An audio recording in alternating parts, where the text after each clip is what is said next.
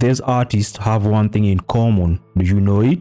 Cult figures have defined global music and pop culture. The creator who isn't just an artist but a movement. Think of the mystique of a Tyler the Creator, the theatricality of a Kanye West, or the raw, unfiltered wave that is Playboi Carti. We've all seen it. The enigmatic social media posts, the fashion that becomes a uniform, the fan base that isn't just listening but is actively participating in a cultural rebellion. They don't just consume the art, they become part of the law. Here in Kenya, we have no shortage of talent. We have artists whose songs have dominated airwaves, whose videos have racked up millions of views, and whose live performances are a spectacle of pure energy. But the question remains, and is one that sits at the heart of this documentary. Where is Kenya's Playboi Carti? Where is the creator who builds more than a hit song? Who builds a religion? I am Leo Zaresa. I do investigative reports. Like and subscribe for more videos like this. For years, we've had a hit and run culture. A new Gengeton anthem explodes for 3 months, then a new artist emerges, only to fade away in the search for the next viral moment. The focus is on the single, not the legacy. The brand is built on a fleeting moment, not a timeless aura. Ethic Entertainment, Trio Mio, Boondocks Gang, Ex-Chandela, and the list goes on. These artists during their prime, you could say they are the future of the Kenyan showbiz. But where are they now? So what is the secret recipe for this kind of movement? It's not just about the music, it's about the narrative. Think of the ingredients. First, a deliberate and often theatrical aura of misery.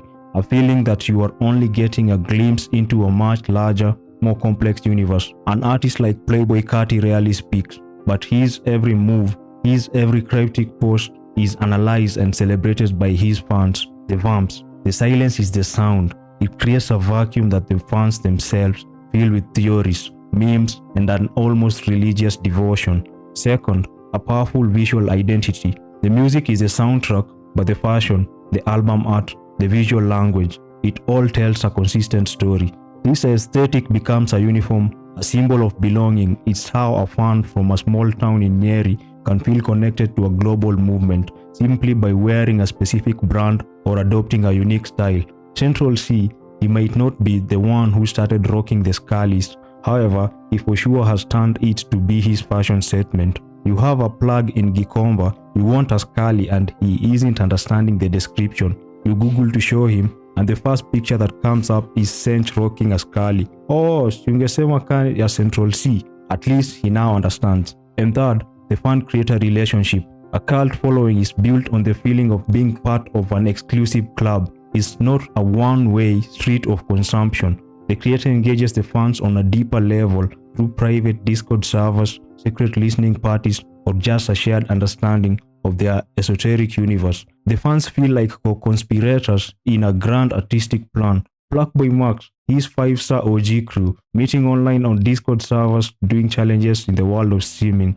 These kids eventually meet and is something more, a family. Blackboy Max turned out to be the most successful of the 5-star OG members. Now let's look at the Kenyan context. Why hasn't this alchemy happened here? The biggest reason might be the hustle culture. For most Kenyan artists, music is not a luxury, it is a livelihood. The pressure to make money is immediate and constant. This means the focus is on commercial viability, the corporate gigs, the brand endorsements, the easy listening hit that will get radio play. It leaves little room for the kind of artistic risk, the uncommercialized persona, or the calculated silence that defines a cult figure. The Gengeton and Urbanton artists have proved this. Their music seems to be made for 2 months play at popular joints in the country, mostly in Nairobi. Let's say Quiver Lounge, Paris Lounge, Alpha Care, and more. After the 2 months, it's over. Back to the studio. Let's try to make another 2 months hit song. It's a cycle. No next big thing such as taking the music overseas or making it a legendary memorable song. Our media landscape also plays a role. Traditional media platforms, while crucial, often promote what is safe, not what is groundbreaking or experimental. They are not built for the kind of slow burn, narrative-driven art that creates a movement. And while our artists are on social media, for most, it is a promotional tool, a place to post stewardess and new releases, not a digital canvas for world building. The radio stations will choose top international artists' music at the expense of upcoming Kenyan artists, unless you have pull numbers enough to get played. This takes us back to the need to create a hit so as to be played on radio, ditching the art part of music. The politicians might be having the cult that Kenyan artists deserve. A Kenyan politician, let's say a party leader, can announce an impromptu rally at Uhuru Park and it will be packed on a Monday. However, for Kenyan artists to pull such a stunt will need maybe days or months of planning and getting in touch with promoters. For an average Kenyan artist, let's be honest, feeling a concert with no help of other headlining artists is chasing the wind. What are the politicians doing that the Kenyan artists aren't to command such a cult? Is it the expectation of handouts from the politician? You tell me. Maybe artists should disguise themselves as politicians for a cult fan base, not in Kenya. Fans will claim you betray them and you became like the same politicians you and your fan base despised. This is the overall situation in the Kenyan showbiz, with exception to some creators who have huge fan bases. However, still a huge fan base doesn't mean a cult following. One good thing with a huge fan base is that it might be a foundation to a cult following. In short, name one Kenyan artist who can go silent for a long period, let's say 1 year, come back and still pull numbers like before, who unfortunately passes away and the name lives forever within the fans, whom can launch merchandise and within few minutes is sold out. These are just a few metrics to gauge a cult following. They will support you no matter what situation you are in, as long as you claim them as your family. But the story isn't over. The Kenyan entertainment scene is a living, breathing thing.